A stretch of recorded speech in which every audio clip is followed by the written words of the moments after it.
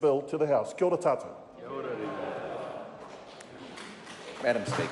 I call the Honourable Chris Finlayson. The trouble with Mr Tirakatani is that he's a skite.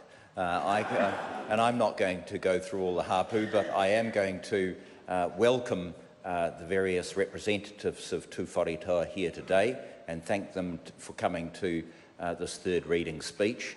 Can I acknowledge the negotiators, my old friend Mr Isles, who was the negotiator for the Crown, and Tūwharetoa's negotiator, Sir Michael Cullen. Very pleased that he's interrupted all his work on developing a capital gains tax to come to the gallery today to witness this very, very important occasion. Can I also acknowledge Sir Tumu and our very old, not in that sense, but old and dear friend Georgina, who's here today. It's lovely to see her here. Madam Speaker, can I begin by thanking the Minister for his very kind comments about me. I'm really pleased, as I said in the committee stages, that we sorted out that issue that gave rise to the SOP, and I think he dealt with that in a very clever way, and I also thank the officials for that. I also thank Mr Henare for his kind words.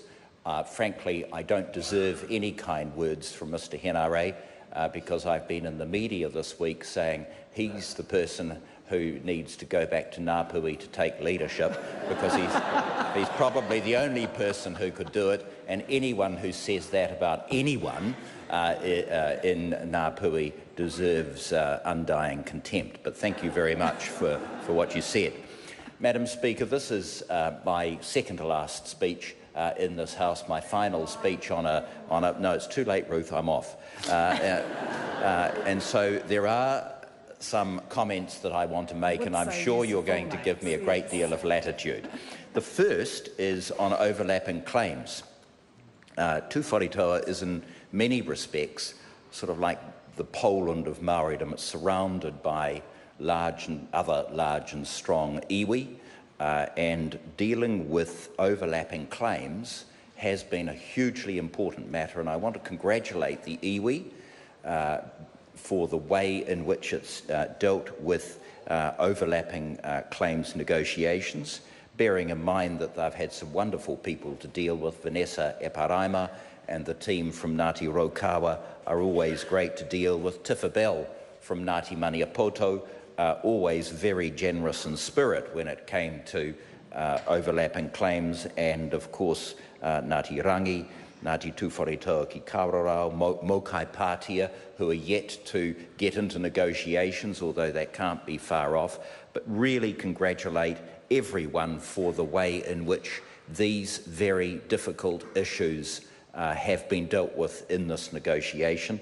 And as I've said before, Ngāti Maniapoto have been so generous over the years, and the Honourable Nanaia Mahuta will agree with me, they've been so good over the years. I cannot wait till they have their day in the sun and achieve their settlement. And the way in which these overlapping claims have been dealt with can be distinguished from other overlapping claims. It's with a heavy heart that I'm going to be leaving this place, knowing that on the order paper, items 23 and 24 are the Ngaitarangi and Ngā Potiki Claims Settlement Bill, and the Tauranga Moana Iwi Collective Redress and Ngāti Ranganui Claims Settlement Bills. These have been very intense overlapping claims.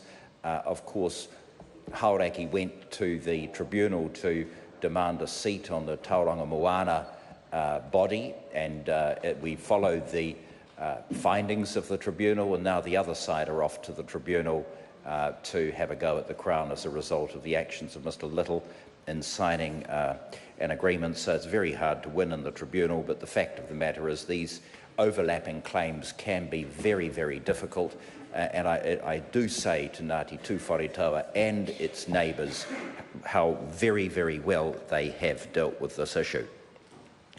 The negotiation, this is my second point, also dealt with Landcorp Farms, and frankly, when dealing with Landcorp Farms, I think it's fair to say it is one of the most aggravating exercises any Minister of Treaty negotiations can be involved in, one tries to deal with the issue by hoping to appoint reliable people to the board of Landcorp.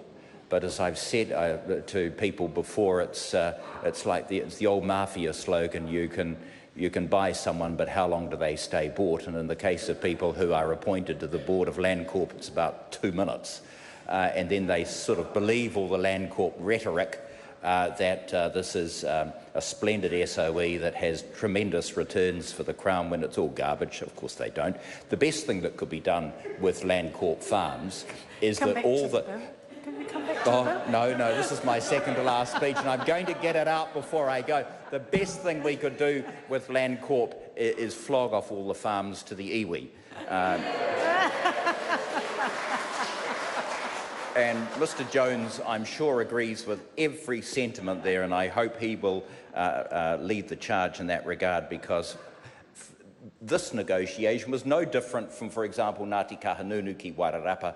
The negotiations are long and tortuous, trying to get an agreement on price, and frankly, I've said all I want to say about Landcorp. It's hopeless.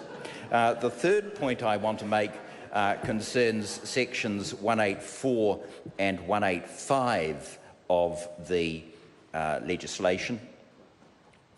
Clause 184 will provide for Ngāti Tūwharetoa to have membership of the Rangataiki Forum. This forum was established many years ago, I think, when the Ngāti Whare or the Ngāti Manawa legislation was passed, and it's a hugely important body, and it's going to give the iwi the chance to have an important say in the way in which that river, which of course you know flows through your particular constituency, is going to be managed. And so I'm delighted that yet another body joins that forum.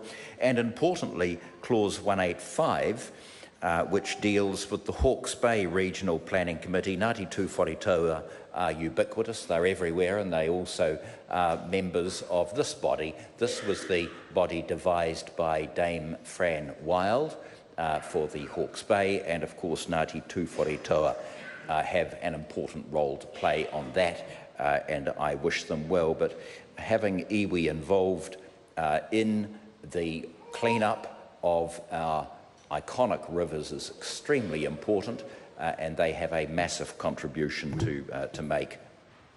So, Madam Speaker, others have spoken about other detail of the bill. They are the points I wanted to mention. I want to close by referring to the future. We're going to have, not me, because I'm washed up and out of here, but there will be a negotiation in the future to deal with national parks, and John Wood started that. I think Jim Bolger was also involved, and that will involve all the iwi around the mountain, and I'm sure that is going to be a very successful negotiation, and it will bring in other iwi like Ngāti Rangi and Mokai Pātia and others, and I wish Ngāti Tūwharetoa all the best for that. And there will be other issues that are going to come up in the future. Water is on the horizon, and if we deal with these issues as a country in a positive and in a non-emotional way, there's a way through all these issues, and we don't need to get overly excited. I could say that because I'm going. But can I simply finish by extending my very warm wishes to Ngāti Tūwharetoa. This was a really enjoyable negotiation with wonderful people who've made a fantastic contribution to this country, and I'm sure that the future is theirs. And so with those words, I commend the bill to the House.